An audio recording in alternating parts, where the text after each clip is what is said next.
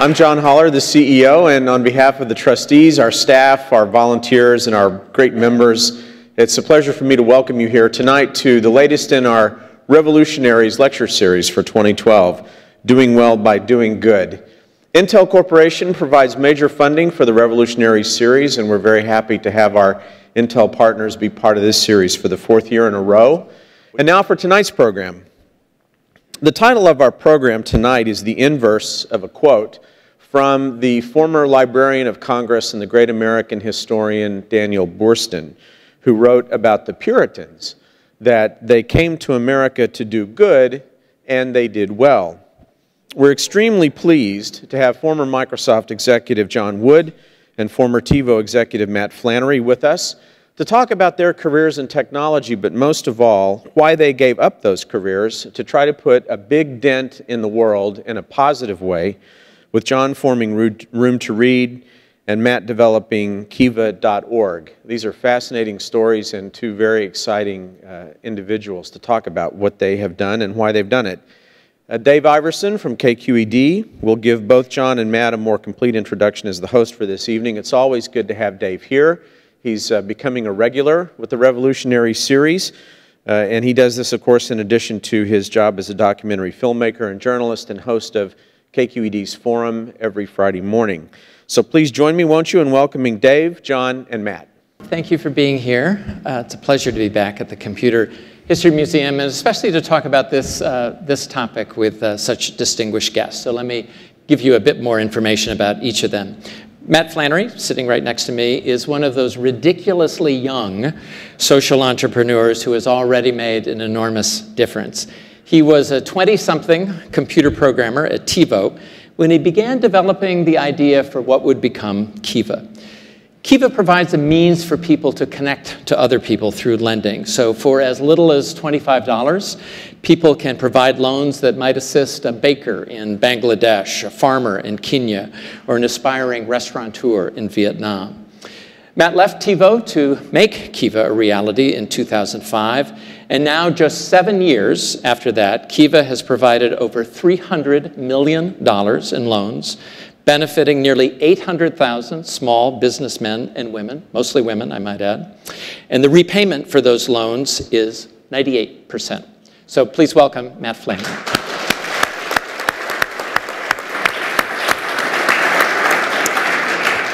John Wood is a former Microsoft executive whose life was transformed by a trek across Nepal in the late 1990s. More about that trek in a moment. But that experience prompted John to begin a passionate pursuit to help kids in the developing world, particularly girls, get an education. He left his position as Director of Business Development for Greater China in Microsoft and founded Room to Read in 1999. 13 years later, Room to Read has built 13,000 libraries in the developing world. To put that in context, by the way, Andrew Carnegie built 2,500. Room to Read has also built 1,600 schools, and its programs collectively benefit 7 million children. He's the author of Leaving Microsoft to Change the World. John Wood.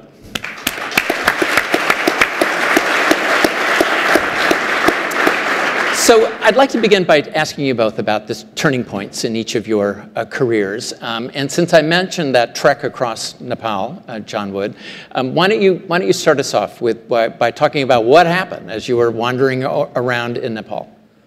Well, I was fortunate enough that one day I woke up and decided I just wanted to escape from Microsoft for 2 or 3 weeks and get away from email, the dreaded Monday morning management team meeting I had come to really dislike. And just get out. And so I went out to the Annapurna circuit in Nepal. It's an 18-day, 180-mile trek around these beautiful 27,000-foot mountains. It's a very beautiful part of the world, but also a very poor part of the world, one of the 30 poorest countries in the world. And I was very fortunate. On day 2 of my trek, I met a headmaster by the side of the trail. I was drinking tea. He started talking to me and invited me to come see his school. And I thought this is a chance to see the real Nepal, not the tourist Nepal, so I eagerly accepted his offer. Walked for 2 hours up some very steep mountain passes, just dirt trails, and got to the school, and it was just completely dilapidated. Dirt floors, sheet metal roof that leaked, turning the dirt floor into mud. They had no desks for the kids. They had 80 children crammed into a room that probably should have held about 20 or 25. And then the headmaster said, you know, come see the library. And like I said, I don't know about the rest of you, I was a library geek as a kid. It's not cool to say it, but I loved libraries as a kid, so I thought, okay, the library will be the happy part of the tour. So we went to the library, and it was completely devoid of books. I said to the headmaster, where do you keep the books hidden? I don't see any books. And he said, well, the books are so precious, there are so few, we must keep them locked up so the children cannot harm them. So fans of irony note that we're locking the children's books up. And when he finally got the key to the padlock and showed me the kids' books they had probably 15 or 20 books that were backpacker cast-offs. They were things that thoughtful trekkers had left behind. But we're talking here about, you know, Danielle Steele romance novels, not something that a kid should read. And so I asked the headmaster, I said, respectfully, you have 450 students. Why do you have no books in your library? And the headmaster said, well, in Nepal, we are too poor to afford education. But until we have education, we are always going to be poor. And that, to me, struck me because any one of us probably have a grandparent or a great-grandparent who grew up in poverty and probably would never have escaped were it not for education. So those simple words led me to say, I will help you as much as I can. I'll help you open the first library, and went back a year later with 3,000 books on the backs of 6 rented donkeys. And it was the biggest day in the history of the village. And I looked at this and said, this feels great, seeing these kids with books. But this is a tip of the iceberg. There are so many people in the world who don't have books or libraries, and they're not going to stay poor because they're dumb or lazy. They're going to stay poor because the world's not reached them at a young age and giving these kids an opportunity to get education. So I went back to Microsoft. Within 2 months, I worked up the courage to finally take a deep breath, walk into my boss's office, quit, and I declared, I will be the Andrew Carnegie of the 21st century and the Andrew Carnegie of the developing world. And was there for you, John, was it those words that individual said to you that was a kind of tipping point? Were you sort of partway there and you needed that nudge? Yeah, I was trying to figure out what came next after Microsoft. I pretty much figured it would be something else in technology, probably for a smaller company. As I joined Microsoft and it was 5,000 people and it was getting to the point of being, I don't know, 35,000, 40,000 at that point. So I knew I wanted to do something else, but I thought it would be something else in tech that I'd make a lot more money in. And I never thought I would do the abrupt U-turn of actually quitting, living off my savings, working for free. But really for me, a lot of it had to do with my father, because probably like many people here in the audience or people listening on the radio, we all have a grandparent or even a parent who was born in poverty. And almost every one of us has a story of somebody from our ancestry being the first to finish high school, the first to go to university, the first to hold a white-collar job. And my father always said to me, hey, I'm one of 7 kids in my family, the only one to go to university. The only reason I went to university was because of a scholarship. So my parents always said to me, you got lucky. You were born in the middle class in America, right place, right time. So thinking that there's kids in the developing world who are born in the wrong place at the wrong time, that to me was enough to make me say, forget about making more money and making rich people richer.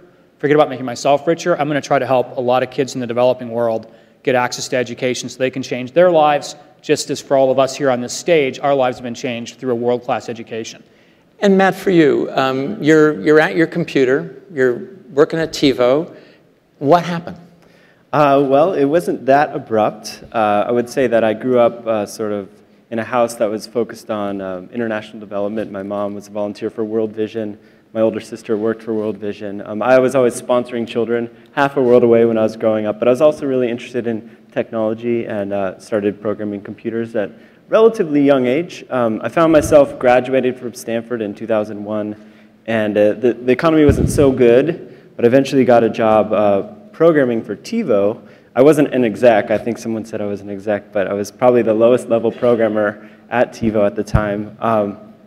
And I really didn't know how I'd sort of make my life work. I felt like there was something missing, and my passion for international development as a child wasn't being fully fulfilled. And then I went and saw, a speaker, Professor Muhammad Yunus, who started the Grameen Bank in Bangladesh. Probably a lot of you guys know who he is. He's a Nobel Peace Prize winner. And he really inspired me. He said something about how capitalism doesn't necessarily capture our full dimensions of our personality. So it incentivizes our selfish side, our side that wants to accumulate resources, but not necessarily that side that wants to reach out and be unselfish.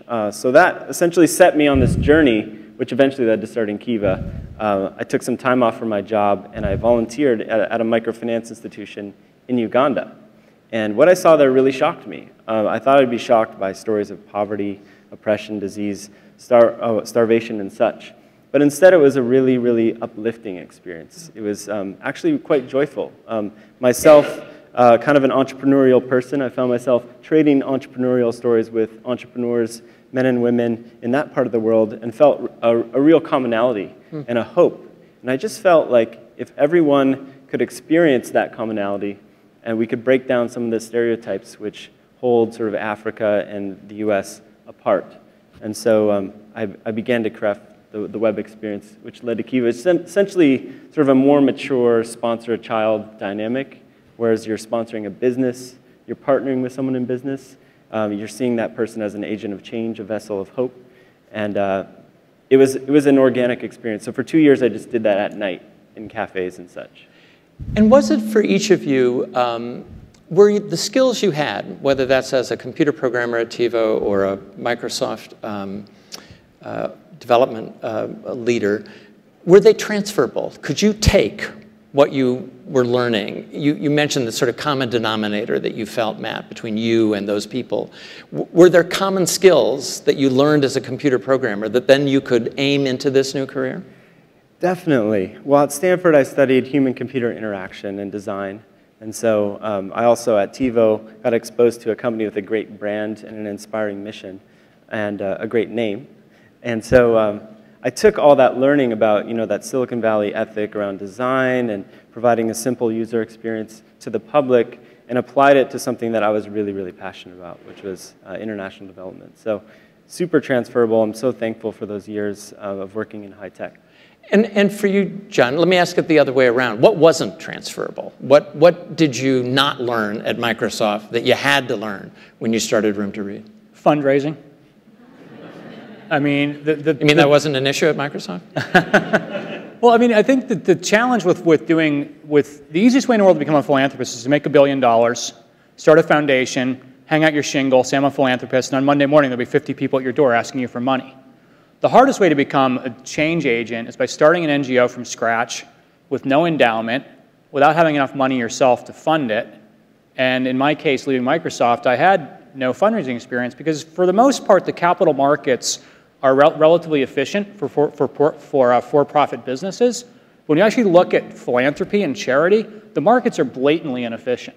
So I had to start speaking a completely different language of trying to figure out how do you pitch foundations, how do you pitch individuals. I mean, at Microsoft, if we wanted to start a new unit, we just went and asked for whatever we needed, and Bill or Steve would probably beat the person down asking for it to a lower number, but the capital was there. You could hire people.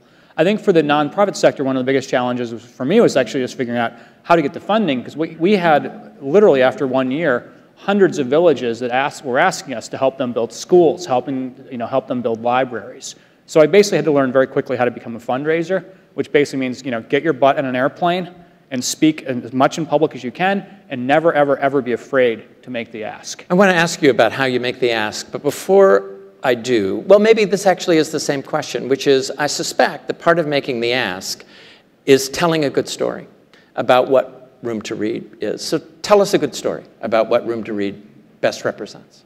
Well, I think for me, I'll tell you a story from Vietnam when I was there on a trip in the summer of 2008. And I love working in Vietnam because obviously the United States did a lot of damage in that part of the world. I mean, a lot of different countries, including France, have done damage there.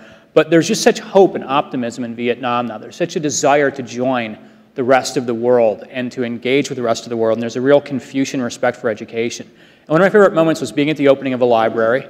And the joyful part, the ribbon cutting happens and there's speeches and all that stuff. But then you actually watch the kids stream into the library. And I was walking around the library just looking at hundreds of kids, and they're just so excited. They have books, they're brightly colored children's books they've never seen before. Their eyes are wide open. And this boy walks up to me. He's probably like 11 years old, and he shakes my hand and he says, "Mr. John Wood, I want to welcome you to our library, and I want to thank you for helping us to have this beautiful new library." And he was so articulate. And I said, "Well, are you using the library?" He said, "Yes." He said, "Last night, before the library opened," he said, I climbed in through the window. And he said, I brought my flashlight. He said, "Mr. John, I read 9 books last night." And I love that story because we tend to get into these segmentations of us versus them or Africa versus whatever. People are the same everywhere. We're all born with the same gray matter. Kids love to read. Kids love to devour books. And that 9 books last night story to me is why I do what I do. And the fact that we're going to open 2,000 libraries this year alone, and over 1 million additional kids will have access to them, that's what fuels me. It reminds me a bit, in a way, if you'll forgive a personal reference. My father was a professor of education at Stanford, and he used to give talks to people about the importance of reading. And one parent came up to him once and said, "My kid just reads all the time. I can't get him to do anything else. He just reads all the time. What do I do?" And my dad said, "Bring him food."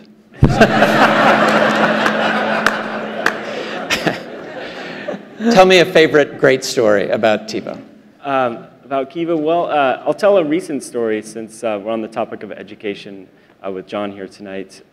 Kiva's recently gotten into education loans. One thing I've witnessed over the past 6 years, I've gotten to travel a lot, meet a lot of people, and the first thing microfinance borrowers usually want to spend their money on, in addition to food and medicine, is education. And all over the world, mothers are struggling to pay school fees for their kids. Going to school is a privilege. It's not forced upon them. It's not a requisite. So it's an extraordinarily privilege for students and for mothers to be able to send their kids to school.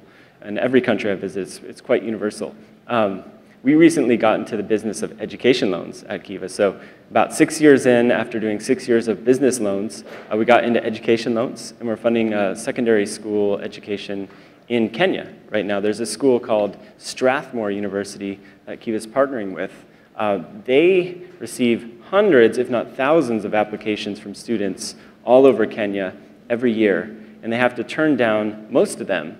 But every year there's about 200 kids that get in that can't pay to go to the school. So perfectly qualified, well-educated, a British school system, excellent marks, could probably get into universities in the US, but can't get into schools, a university in their own country, just because they can get in, but they can't pay for the school. And they give one scholarship a year to these 200 kids.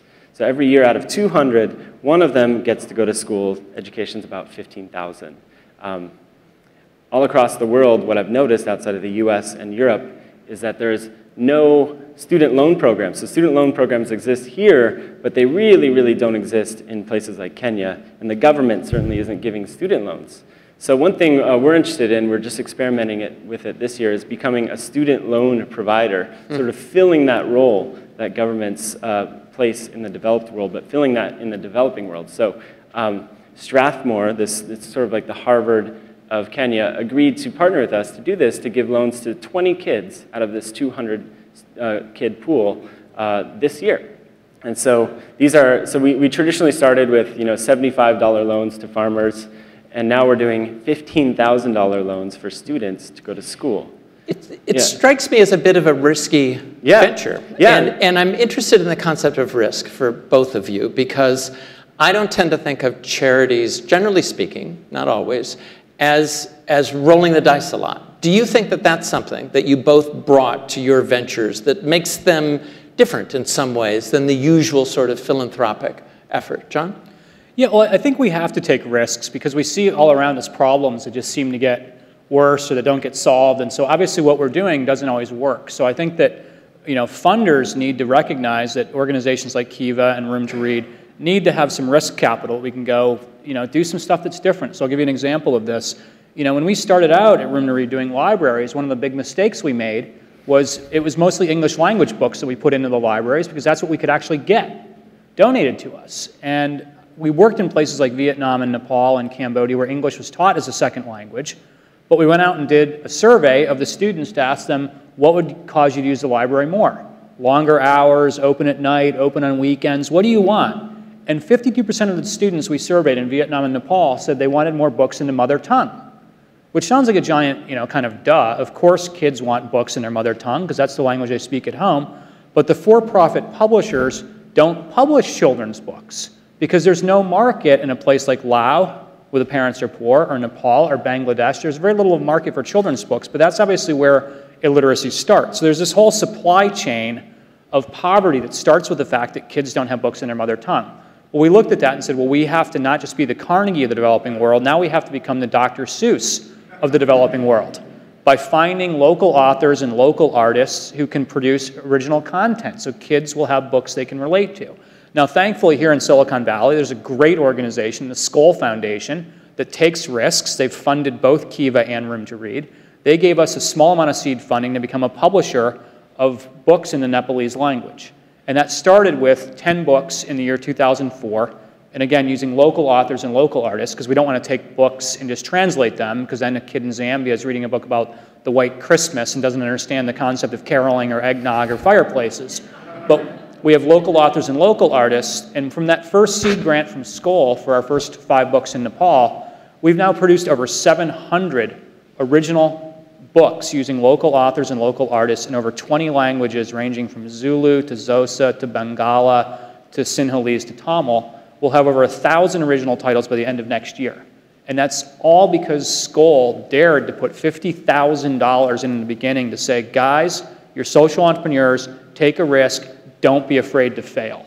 And we need more of that. And how do you make that case, Matt, when you're talking to whether it's foundation support or others, or the would-be lender to say, you know, I'm going to contribute $25 and that might help so-and-so start their, you know, plant their crops. But it's a different argument to say, I'm gonna help loan $15,000 to someone to go to school. Right. Well, in Silicon Valley, we don't have a well-established philanthropic tradition.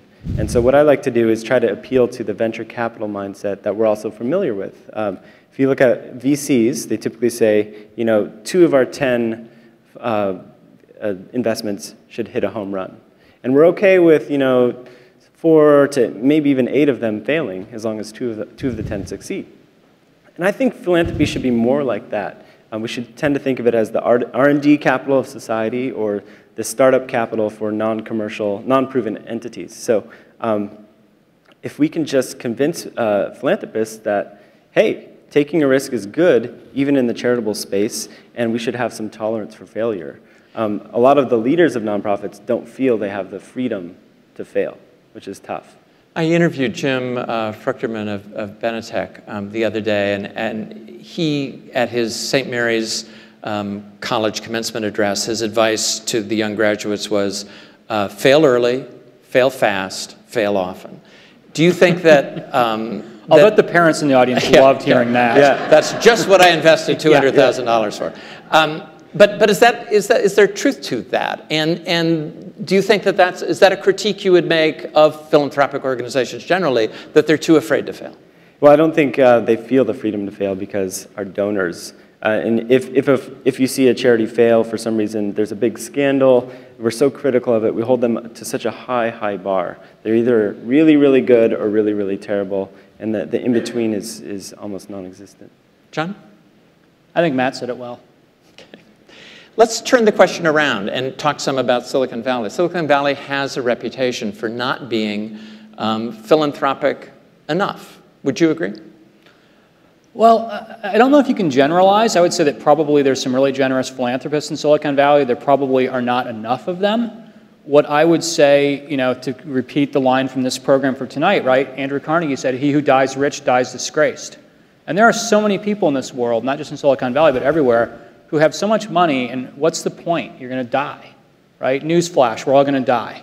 So what happens? You give the money to the government, which probably is going to squander quite a bit of it away. You're going to leave it to your children or grandchildren who probably already have a lot of money, and I mean, too much money can spoil a kid at a young age. Or you can invest it in his lifetime, and you go to like the Benjamin Franklin idea that an ounce of prevention is worth a pound of cure. Let's start investing more in prevention. Let's get out and give kids clean water, give kids immunizations, give somebody a microloan, give kids education, because that is the ounce of prevention. I think for me, my criticism of Silicon Valley in general is that it's the world capital of innovation in technology. It is clearly not the world capital in innovation for social entrepreneurship, for actually getting out and having a huge, huge, huge impact on the world. And I think there needs to be a lot more capital that goes into the stuff that's non-traditional. Does that mean that many of you may have seen, and you may have seen as well, there was a provocative profile of Stanford in the New Yorker by Ken Aletta a month ago. And he basically said there's, the relationship between Stanford and Silicon Valley is too close. And there's a kind of on to the next gold rush kind of mentality too often at Stanford. Does that mean a place like Stanford, Matt, as a Stanford grad, you and I both are that, that it needs to step forward and push more in terms of innovation, not just with technology, but with social change? I think Stanford's a wonderfully philanthropic place. It's relative to other universities, it's wonderful. I think the structural issue is that when Kiva succeeds, we don't generate enormous wealth for anyone. We don't generate enormous wealth for the university, where they can realize that in the form of alumni donations or equity investments and whatnot. So it's a bit tougher from a structural level. I think what they need to do is create sort of a symbolic return, or start quantifying the social return and realize that as revenue, quote unquote, to the university. And if they're able to sort of quantify that, I think we can unlock a lot more of this kind of stuff. Where would you like to see that change come from, in institutions or within individuals, John, in Silicon Valley? Well, I don't think anybody should not give money to their alma mater. I mean, your university invests in you, and there's a lot of really good people. So, but I think it should be probably both rather than either or. And I think everybody who has, philanthropic capital to deploy should do some stuff that is a little bit more edgy or a little bit more out there that's potentially going to have a huge impact. So I'll give you an example of this. What would Room to Read do with an incremental $1 million? And for a university, an incremental $1 million is going to be 0.0001% added on to their endowment. So it's not going to make a huge difference. It doesn't mean you shouldn't do it, but maybe you take less of that, or take a segment of that and put it into something else like a Kiva. I'll give you an example of Room to Read. Our girls' education program, which tries to address the fact that hundreds of millions of girls wake up in the morning in the developing world and don't go to school, it's $250 per girl per year to change that. So it's a tiny, infinitesimal amount of money. $1 million would be enough to actually support 4,000 girls for a year. Now think about that for a second. 4,000 girls whose lives would change because we'd say you can get education. $1 million is enough to open 200 additional libraries across the developing world. So almost 10% of an Andrew Carnegie can be done, and that's going to impact 80,000 kids with their first library. So I think that we don't need to basically get into a tug of war about whether or not people should fund their alma mater or not. You probably should. But what I think Matt and I would both probably say is, let's take a small amount of that money and try to redeploy it from the traditional philanthropy to the new stuff that's being done, and let these social entrepreneurs get away from spending 80% of their time thinking about capital constraints, and let them actually focus on just getting more good stuff done in more places more quickly. Let me read you a quote from the author Malcolm Gladwell, who wrote, "We venerate the entrepreneur in our culture. They are our new prophets. But the greatest entrepreneurs are amoral because they're obsessively focused on the health of their enterprise." Think that's true? I don't know. The greatest entrepreneurs I know, and I've met a lot of them through just my work at Kiva, including African entrepreneurs, but also people like Reid Hoffman, who's on my board, they don't really focus on money. Oddly enough, they didn't start out focusing on money, and strangely enough, they're still not focused on money. They're focused on a higher cause, solving a problem, addressing an issue. And money is almost like a byproduct of the great work they do. So I don't know if that's what Gladwell meant by that quote, but that's the common trait I see among great leaders and great entrepreneurs. I guess what I'm trying to get at is whether or not you think there is within the culture of entrepreneurism something that makes you so focused on a single goal that you don't see those kids in Vietnam. But if you can convert that into an enterprise like either of yours, it could be transformative. Yeah, I guess I'm a little bit suspicious of any quote that tries to take a group of people and stereotype them, right? Because there's probably really great entrepreneurs who are really good people, and there's probably some people out there who aren't such good people, and there's probably some social entrepreneurs who are great people, and there's probably some of us who aren't. I mean, I'm always against anything that tries to basically let's divide people into kind of this side of the line. This, if you remember Orwell from Animal Farm, it was 4 legs good, 2 legs bad. I mean, why do we have to do that? There's plenty of money out there. Some of our biggest funders at Room to Read are really successful entrepreneurs. And I think one of the reasons they like working with us is we say this is a hand up, not a handout, because the village has to work for it. The community has to co-invest by giving labor to each project. But also I think entrepreneurs realize that without education, you're not you. Without education, I'm not me. Here's a chance to give that same gift that we've been given to a kid who might not otherwise experience it. And so for me, I think that I actually have embraced capitalism. Most of our money comes from capitalists. I'm all for the capitalists making a lot of money. But what I try to do to say to them is, don't forget to carve some of that out and do something for someone you may never even meet. Do it for somebody in a part of the world that you may never travel to, because that is the highest form of giving, is when you're willing to do something without attribution and without necessarily even knowing that you're going to meet the recipient. Have you both been transformed by the personal connections that you've made? You talked about when you first went to Uganda, I think, yeah. Matt, and you to Nepal and elsewhere. Is it in the end personal? Oh, for me, it's really personal. I started off Kiva. I was in a kind of a point of crisis in my life, a bit of a quarter-life crisis, questioning my identity and everything I was going to do, and I was quite jaded about the people around me and the state of humanity in general.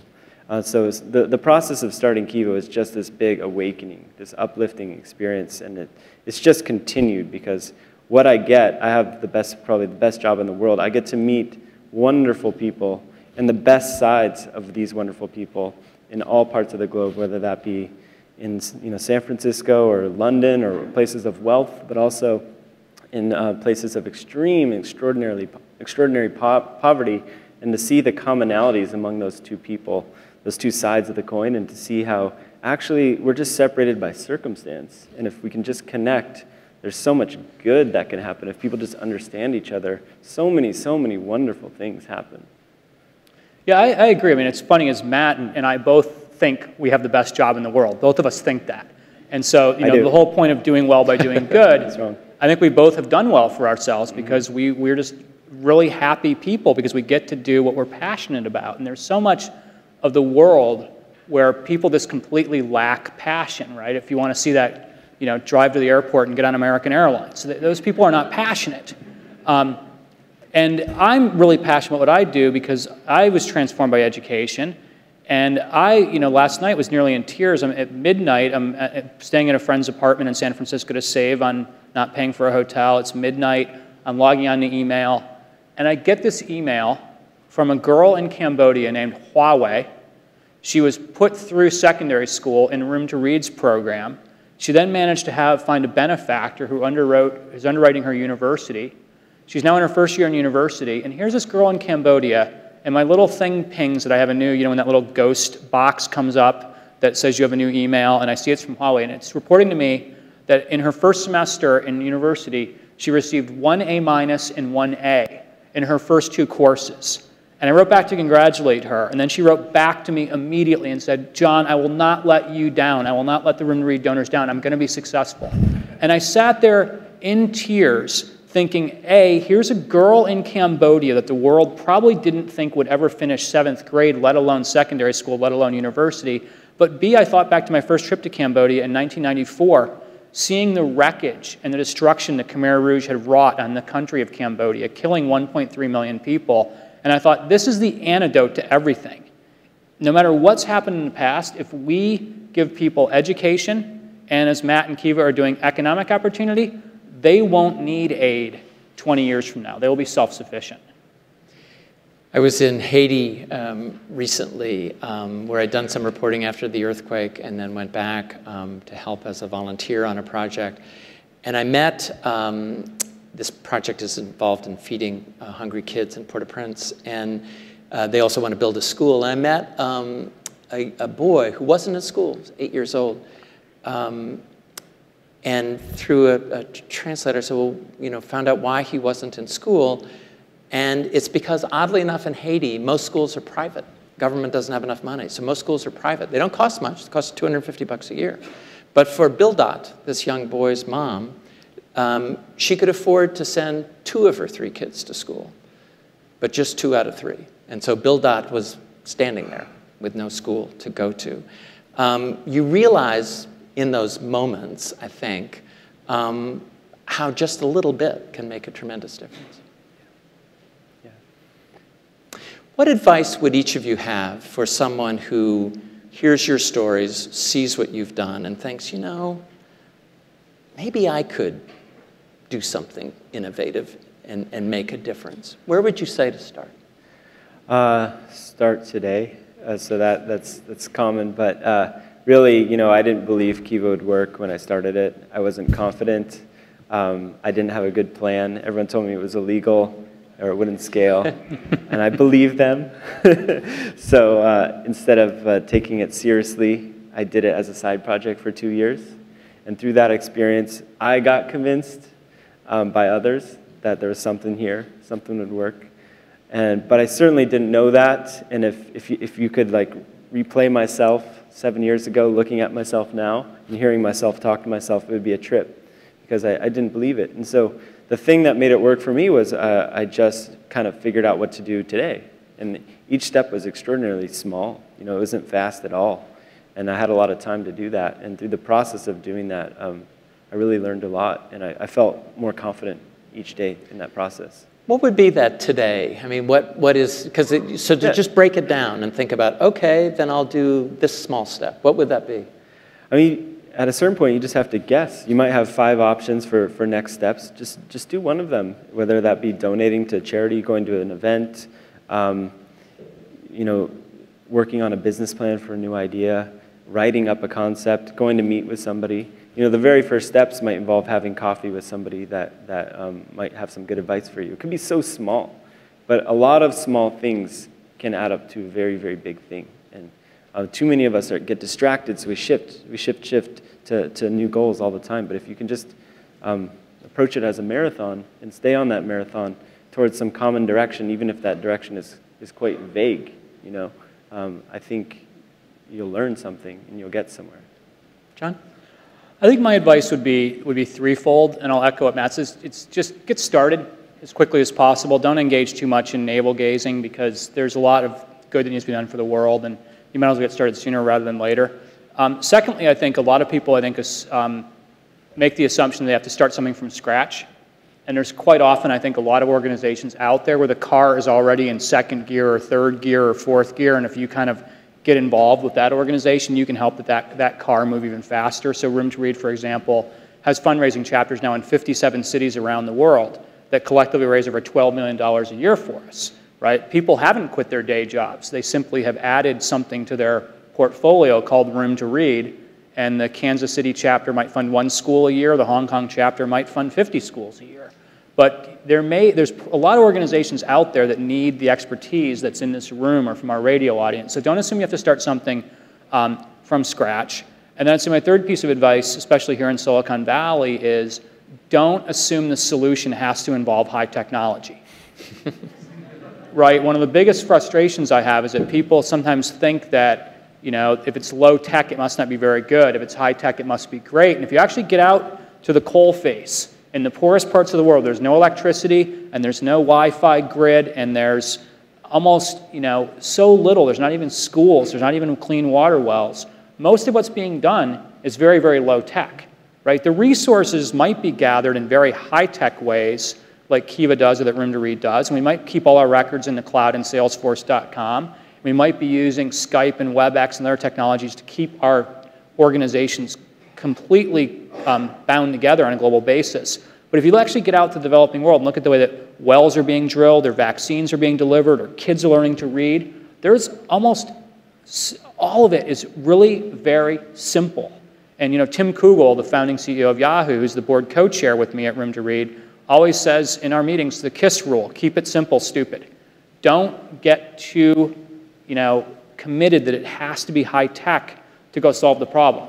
That should never be the way we look at it. It shouldn't be, is it high tech or is it not high tech? It should be, does this provide a real solution to a real problem to a real person? And if the answer is yes, be agnostic about how much technology is involved. And if you're someone at this point who just wants to be supportive of whether it's Room to Read, Kiva, or any number of other organizations, how do you go about assessing? What advice would you give people for assessing the effectiveness of philanthropic organizations? Because sometimes philanthropic organizations trot out the size of their endowment or the small percentage of their funding that goes to administration. There are any number of things that you could look at. But how would you say people ought to evaluate, and what ought they look for when deciding whether or not to support something? Well, there's a lot of simple ways to do it if you're just doing it online. So the great thing about what we do, it's also a curse, but I think it's great, is that if you're a nonprofit, you have to publish all of your financials. So all of us have 990 statements, which is a tax statement which says how much we all make in salaries and all the costs, where every penny goes. And that's really unique, and it's really wonderful about charities. So if you find a charity and you can't find their 990 statement, that's an aha moment. But if you do, it's a great opportunity to learn exactly how things work. And it's much easier, much more transparent than for-profit businesses. There's also things like Charity Navigator, which provide a good reference point as well. They rate organizations based on their transparency, so really, really helpful. And then lastly, what you'll find is nonprofit leaders are very accessible almost all the time. And if they're not, that's a red flag. So if you can't email the organization and get in touch with someone at the organization and go check it out personally, you might question that. But it's an opportunity because you can literally get involved with any nonprofit in the Bay Area, and they'll probably listen to you, and they'll probably invite you in and show you their work. Let me frame it slightly differently for you, John. Probably most people here are aware of the Greg Mortensen story, The 3 Cups of Tea, which made me very sad because I was quite inspired by that book. So what sort of red flags are there in that sort of experience that might be helpful for us to think about? John? Well, I actually had this conversation today with an 11-year-old girl whose class at Marin Country Day School had raised money after reading 3 Cups of Tea. And I said to her, you can't let this destroy your optimism, because the people who need education don't want any of us to stop being optimistic if something goes wrong. And I think, one of the key things Matt mentioned is transparency, right? Everybody has a duty, I think, to look at the story behind the story, because the story might sound good. Oh, yeah, John Wood did this. He went to Nepal. Don't just take that on face value. Go look at Charity Navigator. Go look at how transparent is the organization. And one of the things that I think we're living in an age of radical transparency. So organizations need to respond. So if you go to our website at roomtoread.org, you'll find not 1 year of audited financials or 2 or 3. You'll find 4 years of audited financials, 4 years of audited of our auditors' reports, 4 years of our annual report, 4 years of our IRS Form 990. We post our evaluations on our website. The Gates Foundation is kind enough to underwrite all of our external evaluations, where we have external evaluators make random unannounced spot checks on our schools and libraries and report back to us what's working, what's so-so, what needs to be improved. Now, it'd be easy for us to make the case of like blacklining the bad parts or editing the report before we put it up on the web. No. We put the evaluation up there on our website so people can see it, warts and all. Because we say, as I'm sure Matt would attest to, this stuff is not easy. If this was easy, it would have been done by now. So let's admit to the world where we're strong. Let's admit to the world where we need improvements. But one of the best things that happens from us of publishing our evaluations on roomtoread.org is that people will read these things and they'll say, oh, they need help in this area? That's actually the area where I did my PhD research. And they have an aha moment because like probably 4 people read their PhD thesis, and 3 of those 4 might have understood it. But all of a sudden they realize we have an issue with trying to find ways to teach teachers how you actually teach children letters in the Khmer language. And if that's their specialty, they're going to email us at info@roomtoread.org and say, hey, I specialize in this. I'd like to help you solve this problem. Well, that takes us to some of your questions, so let's get to that. And this person writes, how can we contribute to your causes other than dollars? Are you looking for volunteers? If so, how do we sign up? I mentioned Jim Fruchterman at Benetech, who does this project called Social Coding for Good, where he tries to match up people who have particular skills with particular needs. What about that? How could people, if they have a particular skill, whether that's language recognition or whatever, be helpful to each of you? Yeah, one of the critiques of Kiva when I started and I didn't believe it would work was it's not scalable because it's labor intensive. And I said, yes, you're right, I don't have the answer. A few years later, I found the answer, and that was through volunteer management and leveraging the cloud, so to speak, in the crowds. So what we've been able to do is create several pools of volunteers that basically make Kiva work. We wouldn't work without it. So if you're at home and you know a foreign language, we have 400 translators translating the loans from French to English, Spanish to English, Wolof to English, crazy stuff like that. Just logging in remotely and translating the loans. And if that loan doesn't get translated, it doesn't get funded. So people feel a super intense sense of satisfaction doing that. If you're lucky enough to have time to travel, we send about 100 volunteers to the field to go work in places like Cambodia or Nicaragua or even Pakistan every year. So there's 100 Kiva Fellows, and if you want to apply for that program, you can find it on our website. And also coders. So I'm a coder. I love coding, still code once in a while, and we have an API. And people are coding using our API every day, writing apps, Facebook apps, iPhone apps, web apps, all sorts of stuff. So yeah, if you want to learn about that, you can email me, matt@kiva.org, and I'll send you to the right place. Talk about transparency. Your yeah, email we're on the list. radio, folks. John Wood, what would you be thrilled with if someone walked up to you right now and said, you know, John, I can do... It's some of the things that Matt said, along with, I mean, people with PR skills, we're always looking for help in that area to connect ourselves with media so we can get the story out. So much of celebrity sometimes is about philanthropy, or sorry, so much of philanthropy sometimes is about celebrity. I think what the media need to do more of is actually cover the solution that actually works rather than worrying about how famous the person is who's behind it. We always have use for editors because we produce, you know, this year we'll build about 170 schools across the developing world, and every one of our donors who funds a school gets a report that's written by our local team. That team might have Nepali or Lao as their first language, so the report in English needs to be edited. There's lots of stuff people can do, and you know, in keeping with Matt, you know, Matt@kiva.org, I'm John@roomtoread.org. Yeah. Like, you know, the number one thing when you run a charity is don't be hard to find, right? I mean, I can't imagine, you know, that most executives are going to be like, oh yeah, if you want to email me, I'm, you know, jack@ge.com, and I'll be on your, so nothing against jack@ge.com. But I think charity leaders have to be really accessible and available. But I also would say just, I'll plant the seed here, that anybody in this audience tonight could go into work tomorrow morning, announce to their coworkers, I'm going to raise $35,000 and build a school through a Room to Read. Or I'm going to raise $5,000 and set up a library through Room to Read that serves 400 children. And they will be overwhelmed with how quickly people say, I'm going to get behind that campaign. That sounds great. Maybe we can even go visit the school and meet the kids who use it. So I would say don't ever overlook the fact that no money equals no mission. And organizations like ours do need people to volunteer to be fundraisers. And we have a campaign called Friends Asking Friends. It's all automated on our website. People can go to it and they can pick a country, pick a project, say I'm going to raise $5,000 to fund a library in Bangladesh or $35,000 to fund a school in Nepal. And they're inundated with people at their business or their family who want to help, because we all know that without education, we're not where we are today in life.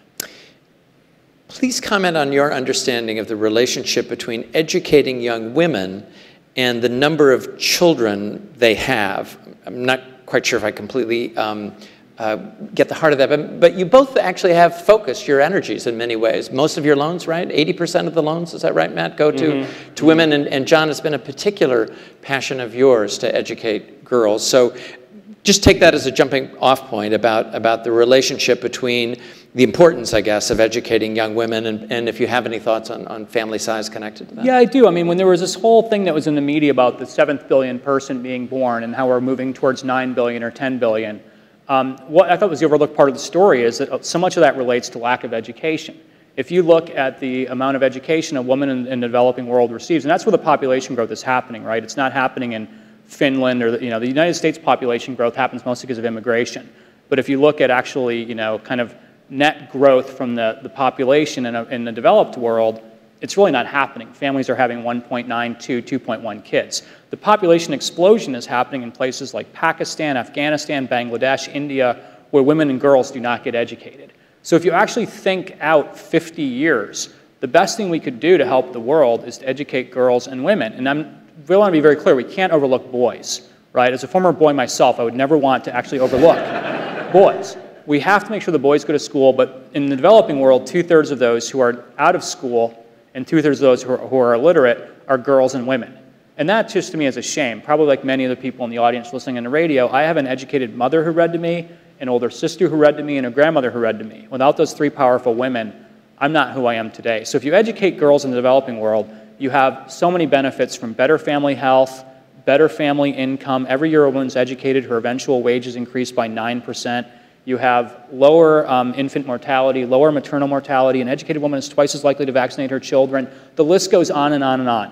And when you go back to it and say $250 per girl per year solves this problem, why aren't we making this one of the biggest issues of our time?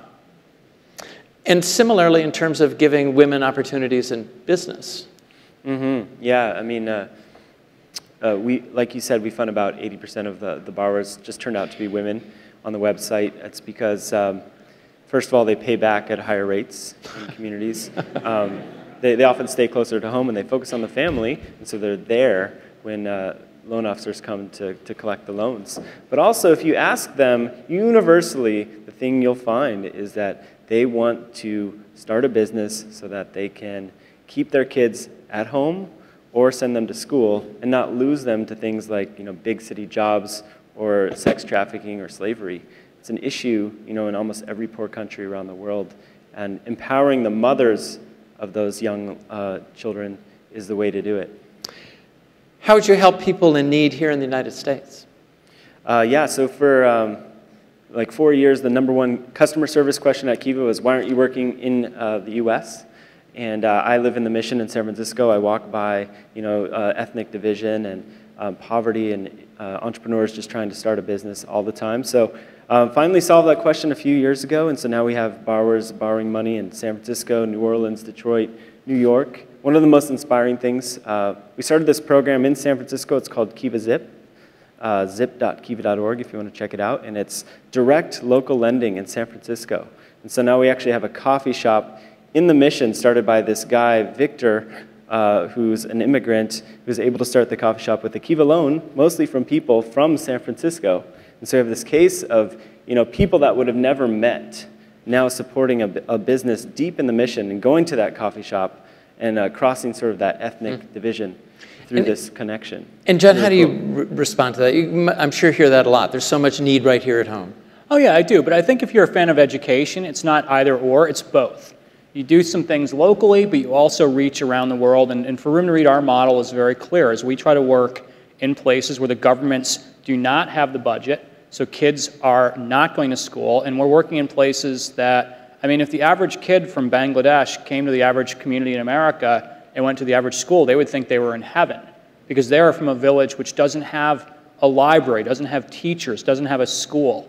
And where we're working, we can go in and with $5,000, we can mobilize the entire community to come together to say, this is your chance to have your first library in your village, but you as parents are going to be required to dig the foundation, build the shelves, paint the walls, whatever it might be. And that, literally, that small amount of money, that $250 per girl per year, is enough to move the needle in places where we work, because in the developing world, money goes 50 times as far or 100 times as far.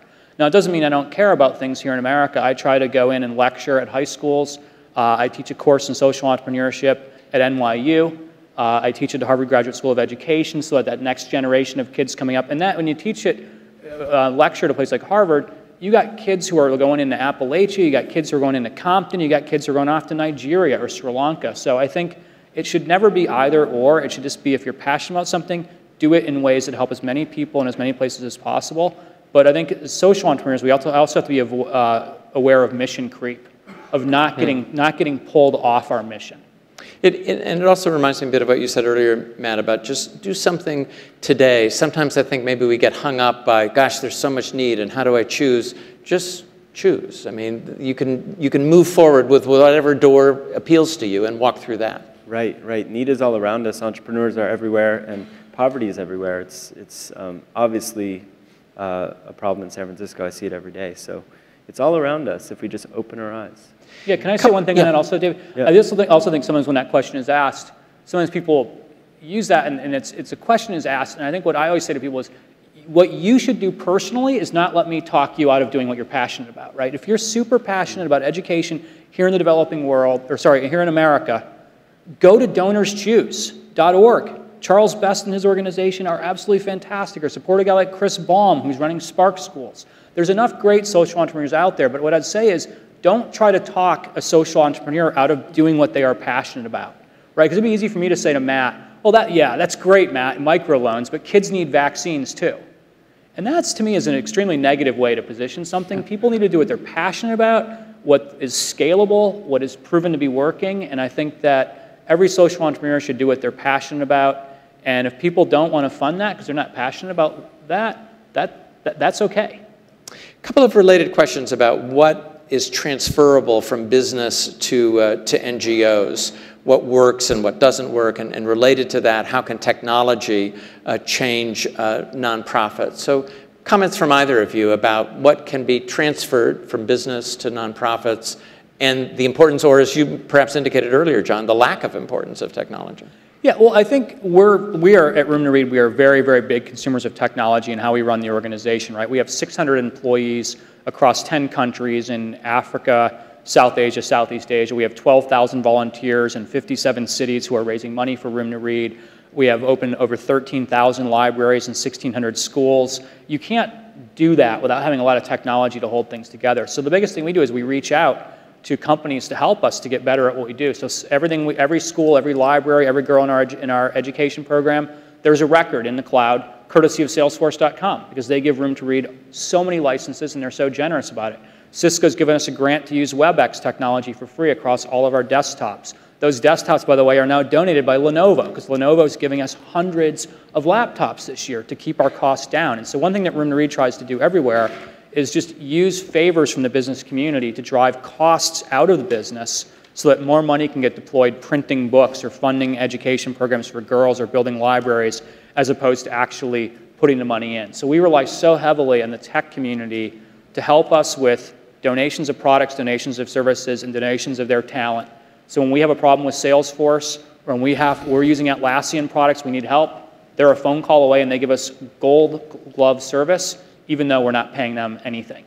And Matt, anything you'd add on what is transferable from business to the world of NGOs? Well, the same tools work in both places. Just to expand on what John was saying, I mean, we've been a product of the generosity of Silicon Valley startups and that entrepreneurship culture here. So PayPal is our biggest donor. They've donated free payment processing to Kiva since we began 7 years ago. So all the money is moving through the platform cost-free. And when you think about $300 million in the cost of processing that money, it really, really wouldn't have been possible without sort of the miracle of the generosity of corporations like that, or whether it be Salesforce, Lenovo, Cisco. It's the same list of great companies here that recognize that what they do actually is quite applicable to the bottom million in the world.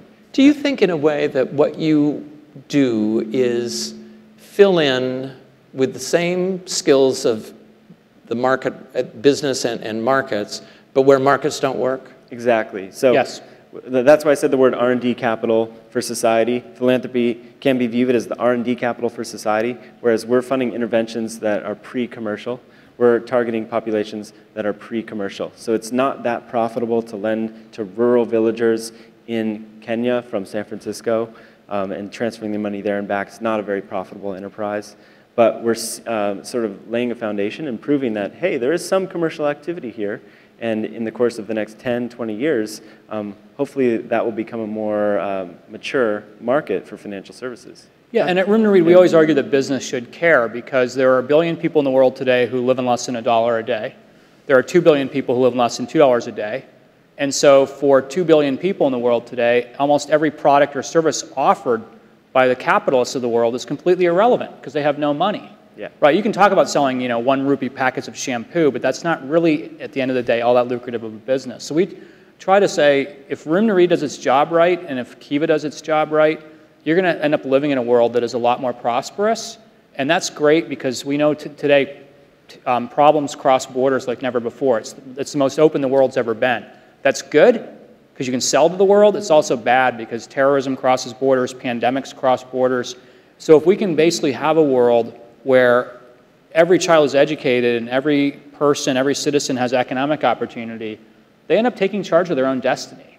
And I think that if we want to look at the world we leave to our children and grandchildren, we want it to be a peaceful, prosperous, and stable world. So I think we have to reach out to the hardest places to work, even if it's extremely difficult to get there.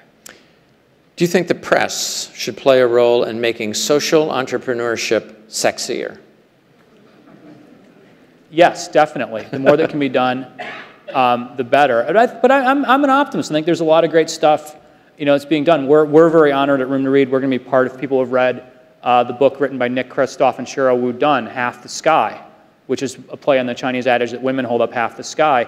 They're coming out with a 4-hour film version that will be shown on PBS October 1st and 2nd, and they're showcasing stuff that works all around the world to basically intervene and help women, whether it be here in the United States or Somalia or Vietnam or wherever else. I think the world we need more Nick Kristofs, because he's just out there. I mean, literally, he's like jumps in a plane and goes to Sudan for 48 hours and sneaks across the borders and writes about it. I would like to see more of that being done in the media. I think my one piece I guess if I had one request to make of the media, it would be get over your fixation with celebrities and focus on what actually works.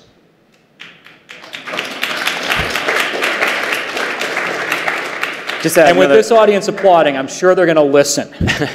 You're here, Dave. You're listening. I just add another comment that it's impossible to make this more sexy than it is. And so perhaps that's why this person wants to know the repayment rate for your loans is so high. It's because it's sexy, right? Not exactly. It's very unsexy, actually, but it's very dependable. So, as the world was crashing with the financial crisis in the last few years, the repayment rate on Kiva actually beat the Dow Industrial Average. And lending to the poor across the world is a very, very conservative financial thing to do. We're dealing with informal markets where people don't have many options, and they're taking loans from in a community, and you're able to pick the best bets in that community. And people pay that back at extraordinarily high rates. And it's also, a good thing about it is it's separated from the global financial system. So therefore, if Goldman Sachs crashes, Lehman Brothers crashes, they don't really feel it in rural Zambia. Have you encountered opposition from governments? I'm interested in this with you, John, because in some ways, what you're doing, at least in some countries, I would think would be threatening sometimes to the powers that be. So you're referring to the fact that North Korea has not invited us in yet? No, we pick and choose our countries very, very carefully as we look at where we're going to launch next. And one of the key variables we look at is, will the government be supportive? Because we partner with the Ministry of Education. We're not building a parallel system. We're building schools and libraries that will be mainlined into the government system. And will the communities be supportive? Because we don't go in and build the school for the community. The community comes out and donates labor and sweat equity to each project. So if there's resistance, we will simply walk away, right? You can't push a piece of string uphill. We can't want it more than the local community wants it. But we actually find, Dave, we have the exact opposite problem. We have thousands of villages and country after country after country saying, we want what Room to Read has. We want that library. We want that literacy instruction for our teachers. We want the addition to be built to our school. We want education for our young women. And what pains me is the number of times we have to say no. Because no is a very ugly word, right? We try to say not yet. Let's hope we can come back in a year and get this done. But I'm very conscious of the fact that every day we lose is a day we don't get back. And the whole notion that any child can be told at age 5 or 6, you were born in the wrong place at the wrong time to the wrong parents, and you did not get educated, we believe that notion belongs on the scrap heap of human history. So we have to keep fighting to get to as many places as possible. The good news is there's the opposite of resistance. There's open arms from communities saying, we do indeed want to work with you, and we will provide the sweat equity to make this happen. Matt, here's a question about in the early days, Kiva had a surplus of funds, and there was an issue with reloaning people who didn't understand the model. Were you able to overcome that misunderstanding? And there was also the question of sort of how you had to be very careful about how you phrased what you did, because people had to understand that this was money that was going to institutions, not necessarily from me to so-and-so the farmer in Kenya. How did you deal with that challenge and overcome it? Yeah, just a little bit of the history of that. It's a long story, hard to say in this time frame. But the way I started Kiva was working with a few rural pastors in East Africa, and I opened bank accounts with them, and I would just transfer the money from my personal checking account in San Francisco to their bank account. The pastor would withdraw the money, then give it to villagers or church members, collect the loans over a period of time, and wire the money back. After doing that for a couple of years, we got on Oprah, we got all this publicity, and we could no longer just keep expanding pastor by pastor across the world. It was no longer scalable, and it was not a way to grow fast. So we started working with nonprofits and small banks all across the world who essentially were already doing lending in their community. And so what they would do was post up a loan on the site, and then the Kiva funding would come at the end of the month, and then they would give out the loan to that person. The money started coming so fast that all the loans started selling out, and they started to predict this and see this, and so that what they would do was give out the loan and post it on the site in the same day, then wait 30 days to get the money from Kiva. And so the connection, the financial tie, was a little bit severed on the upfront. Now on the repayment, you are still connected to that borrower, because if that borrower doesn't repay at Kiva, you don't get the money back. So you're connected financially to that person. So it's kind of a complicated story, but what happened in 2009 was some of the bloggers started seeing this, and we made it very clear on the website about that, but it was, they were saying Kiva was really a little bit fake, meaning the person on the end of the transaction wasn't really waiting for the money. And so my money isn't necessarily going to that person. Now, if you think of that question, it's kind of a philosophical issue. I mean, in all cases, we're wiring money internationally. It's not your dollar. There's Kenyan shillings, and so we're converting the currency. And, you know, that was a really, really great event for us, because we had to sort of overhaul our website, be very, very clear exactly, you know, how it works. We're working with institutions. We send them the money. They use that money to fund the loans. We're not sending the money directly to the people, because those people are unbankable. They don't have bank accounts to begin with. That's why we're working with them. Now, in the last year, we've actually reverted back to the old model, and we have this thing where we're actually sending money to people on their mobile phones. Because for the first time in history, actual rural poor people in places like Kenya actually have a bank account. It's called their cell phone. And so we're able to text money from San Francisco directly to the cell phone of a villager, a rural farmer, for instance, in Kenya. And that person won't get the money if we don't text them that money, because there is no intermediary institution. When we started that, we had no idea if these people would pay back. We're almost a year into that pilot, and we have a 99% repayment rate by texting money from San Francisco to rural people in Kenya. So it seems to be working, fingers crossed. How have you dealt, John, or have you, with challenges like that that have required you to sort of, in some ways, probably put your marketing hat back on and be able to overcome misunderstandings? How have you dealt with things that have obstacles that you've run into in your work? I think you got to take a deep breath, and you have to be really honest and really transparent. And you know, when I sit down and talk to our investors, and they, you know, I often talk about the stuff that keeps me awake at night that I don't feel we're doing very well, and just try to be really open and honest as possible, because at a certain point, you know, you do have to be good at marketing, and you have to kind of tell the happy stories to get people enthused. But everybody realizes that behind the scenes, you know, it's not always, things don't always work perfectly. And one of the things I think with our investors that we try to engage in is conversations around, here's the issues we're facing, here's the solutions we think we want to implement, tell us your advice on that. Oh, by the way, here's the price tag to do that. So we've had some issues of not having HR systems that keep up with our growth.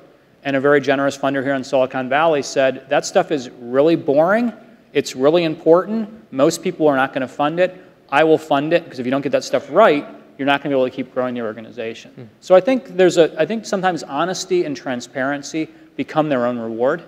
And it's really the only way that I would want to do business, because otherwise, what's the point? What did you learn from that, Matt, and about the importance of overcoming that challenge, but then also keeping the innovation going so that you came up with this way that you could sustain in a different form those personal connections through that iPhone app? I would just say that what I learned was to keep going on the offense, or to keep innovating, not stop in following your passions, and not get overly worried about a particular news story, because the media tends to be either way too positive or way too negative. And the truth is always somewhere in between. And so if you listen to the positive stuff, you could get really messed up, because you start believing it. And you know it. You go to the field, you see great, rich stories and great progress, but it's not quite as miraculous or simple as any press story would ever make it. But it's good in its own right, and it's perhaps good in a very different and wonderful way. And also, I think the same thing would happen for your defeats. So experiencing negative publicity or any failure, it's important to say, hey, it's not my fault. I'm not the only one to blame for this, and we can learn from it. I keep my eyes open, and I can move on, and because I believe in what I do. Yeah. Do you think that crowdfunding will help make it easier for entrepreneurs to do well by doing good? Absolutely. I think... Describe what crowdfunding means. Crowdfunding is a vague term. I think it refers to the general movement around the world of people spending small amounts in crowds, usually online, to fund projects. So Kiva's one of the founders of the crowdfunding movement, but there's a lot of great orgs like Donors Choose, Global Giving. More recently, Kickstarter is really, really exciting.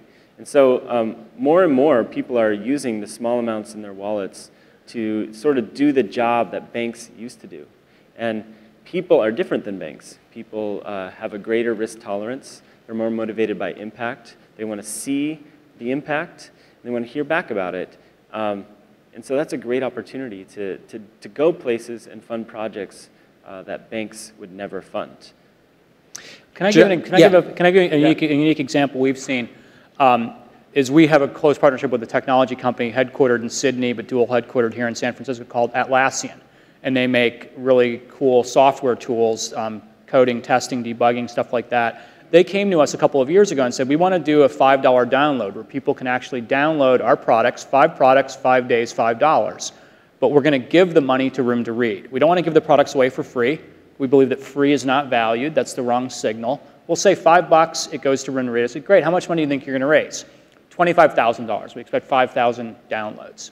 They hit 25,000 the first day, 50,000 day 2, 75,000 day 3. The word spreads through the tweet sphere, through Facebook, et cetera, et cetera, et cetera. They end up raising $125,000, $5 at a time. Well, then they come back to us a couple weeks later and say, we love that. That was fun. Let's do it again. 10 products, $10. The money goes to Room to Read. They have now raised over $2 million for Room to Read, $10 at a time. So to put that in perspective, that literally is enough for us to build 400 libraries serving 160,000 kids. It's enough to fund 8,000 girls for a year of schooling because one software company did this. So my challenge to the Silicon Valley audience is, what if there were more products like that put on the web and say, download this, here's what it costs, and the money goes to Room to Read or Kiva or whatever organization you love. If we could do more of that, if there were 100 Atlassians, think about what the impact of that would be on the social sector, which is always capital constrained. It occurs to me, listening to both of you, that we talked some earlier about you can't be afraid to fail. The other common denominator, and I would wonder if you would think that this is key to being able to accomplish what you're both accomplishing, is don't be afraid to ask. I mean, you're asking all the time. Before this started, you were tweeting, and I mean, you got to be out there, right? Yeah, I mean, I think that one of the challenges in the nonprofit sector is that fundraising is treated as this dirty little side business that we have to somehow be, I don't know what, afraid of or ashamed of or whatever, and it's the elephant in the room, right? And I'm never at all shy about asking the customer for the order, because I'm not asking for myself, I'm asking for $250 so that a little girl in Post-Khmer Rouge, Cambodia can go to school, or so that a child who might have had their school destroyed during a monsoon in Bangladesh can get their school rebuilt. And so I am unabashedly unapologetic and I'm unabashedly enthusiastic about fundraising because it gives every one of us a chance to do something for a kid that the world probably has written off. And what we're trying to say to that child is, we're not going to write you off. We're going to be there for you so that you can develop that wonderful gray matter in your head and get educated from a young age. For John, do your libraries include computer access to Google? I don't know why they'd pick Google. Or just... No, only Bing. Or actually, where this question was going was, or just printed materials. Yeah, so we currently are very low tech at Room to Read. We're unapologetic about being low tech. I've got a book here, Zach the Yak with books in his back. from Nepal. And one of the beautiful things about our local language books is we can print them for less than $1 a book. And the great thing about books is they work in places that don't have electricity. They work in places that are off the grid. Books don't have operating systems that potentially break down. Books don't need to be rebooted. Books don't need to be upgraded. And when the cost of a library is literally about $12 per child served, it is the least expensive solution with the highest effectiveness. So then, this is again one of the things I try to throw out to Silicon Valley is let's not assume that if it's low tech, it must somehow be bad. Sometimes the best solutions are the low tech solutions. Now, I will say quickly that by the year 2020, we expect there will be about 25,000 room-to-read libraries in the world. So as the price of technology and e-readers and like that comes down, we hope to be a very, very active consumer of it, but we're not going to do that until the cost per child served of the high-tech solution is cheaper than the cost of the low-tech solution. And right now, the cost of the low-tech solution is orders of magnitude cheaper. So by staying low-tech, we reach more kids more quickly for less money. Here's someone who wants to know how you're compensated by your organizations. And if so, how does your salary get determined? This is another one of these metrics that sometimes people use to evaluate, fairly or not, how charities are run. And some people make the argument, look, if you're running a big charity, you really ought to, you want to be paid well. You want to look at organizations that compensate people well. How would you answer this question about how your salaries are determined? I go to events like this, and it's great that we're on the radio, and I ask everyone for money. No, that's not how I fundraise at all. That was supposed to be funny. But anyway, the way Kiva makes revenue, because we're a nonprofit, but we can make revenue, is that we ask our users for a small tip. So a typical user might lend $100, and we send all that money to the field. Then we typically ask that person for a 15% fee, but it's optional. And so about half our users pay the fee, so we make about 7%. And if you're doing $100 million in transactions a year, you can make enough money to run an organization. So that's the majority of our revenue comes from users online paying small amounts to fund our operating costs. And your board decides on your salary? Is that how? In terms of my salary, yeah, the board decides our salaries, and it's public, so you can download it tonight. Yeah. John? Yeah, I mean, I would add to that. I mean, you referenced earlier, 3 cups of tea and the Greg Mortensen thing. I mean, one of the key things about Room to Read is we have a very independent board. It's 11 board members. It's people like John Ridding, the CEO of the Financial Times, and Jerry Del Messier, the co-CEO of Barclays Capital, and Yusuf Al-Arisa, the former co-CEO of Goldman for Asia. So it's a very business-oriented board. And when it comes time for discussions of compensation, I simply leave the room and recuse myself from that conversation so that it's theirs. In addition to that, we have world-class financial controls in place. Craig Bruya, a former Microsoft CFO, runs the audit committee. That's boring and non-glamorous, but completely necessary to have an audit committee in place of really good financial professionals to watch out for things. And then just like Kiva, we post everything. So you can go to irs.gov, look up the Form 990s, and find out not just what I'm paid, but find out what everybody else in the organization is paid. And I think that's really important. If you think about it, it's easier to find out what a nonprofit executive is paid than it is to find out what a for-profit executive is paid, even though in most cases they're making 30 or 40 times probably what we're making. So we're making less money, but being more transparent about it. Just a couple of last questions, then we'll have to bring our evening to a close. Interesting question for you, Matt, for someone who's obviously done some Kiva homework. Looking at your statistics, countries vary a lot in terms of their usage and their default rates. Why do you think that is? And how do you work with NGOs to analyze and improve this data? It's a great question. We typically work in, if you look at Kiva and the countries where we funded the most loans, it's typically countries where the microfinance industry is more mature. So there's more places, more organizations with which to work. And so it really enables us to grow in that place. So some of our biggest countries are Kenya, no surprise, Nicaragua, Peru, Cambodia as well. So those are markets where there's a more developed and mature sort of financial system for low-income people in that community. Also, we have biases. So our user base determines part of this equation, which is they will have sometimes irrational preferences for some countries other than another. So an agricultural woman in Kenya will get funded about 10 times faster than a taxi driver in Bulgaria on the site. So it's hard to work in large quantities in places like Bulgaria or Romania or the Ukraine, just because our user base prefers to work for some reason in Africa. And there's probably a whole lot of societal reasons why that's the case. Here's a last question from our audience, and then I'll have one to wrap things up. This person wants to know, how should I go about leaving my high-tech job and work for you guys?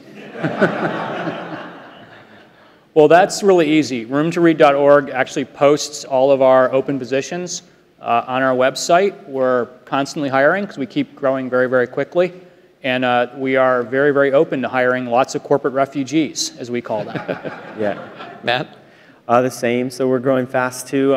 We hire product managers and computer programmers and technologists all the time. So you can check out our jobs page on our website. You can email me as well, and we can talk about that. At the risk of asking you to sound too evangelical, I'd like to close by just asking you each to give your best elevator pitch to everyone in the room, not to support Kiva or Room to Read, but to figure out a way to make a difference. Well, I think giving has proven to be one of the most thrilling things you could ever do. And so it's actually quite easy and quite fun. So once you start doing it, I think you'll find it's kind of contagious and kind of addictive. And so I would just say, just find some simple way to start today, and it'll be easy to continue. John? I guess I would start with the assumption that anybody who's still in this room or anybody who's still listening to us on the radio probably is already doing a lot of good, and this audience probably is self-selecting to be at an event like this when there's so much else going on in their lives. So I would start with the assumption people are probably already doing a lot of good for the world. So I guess my thing would be to say, keep doing it, do more of it, do it with passion, because passion's contagious, do it with a smile on your face, and as much as you can do it, talk about the solution rather than talking about the problem, because the world's really in need of solutions. And I think this is, the center of the universe here in Silicon Valley for innovation in so many ways. I think there's an A+ grade there. I would like to see Silicon Valley someday also be known as the center of social innovation around the entire world, here at home and across the developing world and everywhere else. And I think with great wealth comes great responsibility.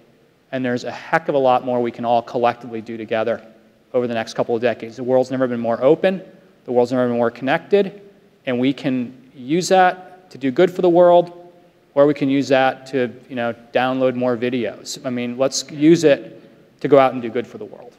John Wood and Matt Flannery, thank you for doing the good that you do. Thank you.